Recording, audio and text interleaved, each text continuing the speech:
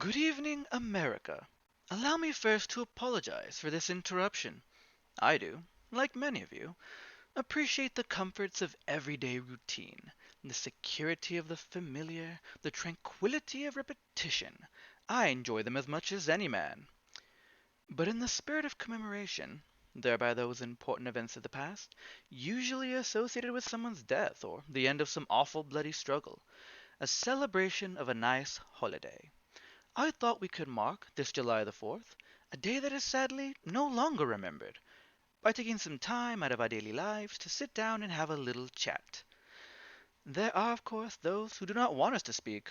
I suspect even now, orders are being sent to hateful activists, stuffy petty politicians, and masked men will attempt to dox or harm me.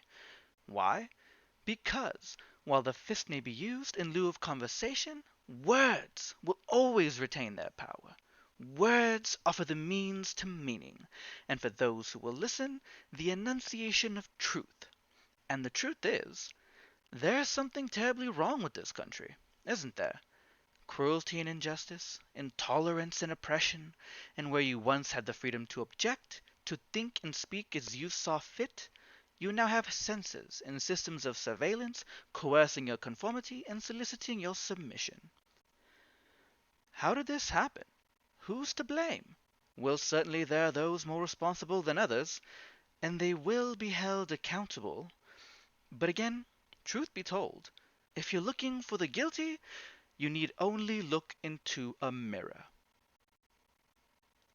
I know why you did it. I know you were afraid. Who wouldn't be? War, terror, disease.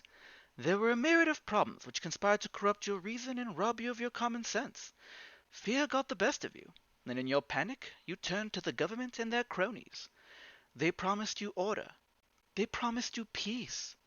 And all they demanded in return was your silent, obedient consent. Last night, I sought to end that silence. Last night, I created a tribute to freedom derived from a beautiful little piece of pop culture to remind this country of what it has forgotten. More than 240 years ago, a few great citizens wished to embed the 4th of July forever in our memory. Their hope was to remind the world that fairness, justice, and freedom are more than words. They are perspectives. So if you've seen nothing, if the crimes of this government remain unknown to you, then I would suggest you allow the 4th of July to pass unmarked. But if you see what I see, if you feel as I feel, and if you would seek as I seek, then I ask you to stand beside me in this culture war, and fight beside me with your powerful words, and together we shall give them a 4th of July that shall never, ever be forgot. People should not be afraid of their governments.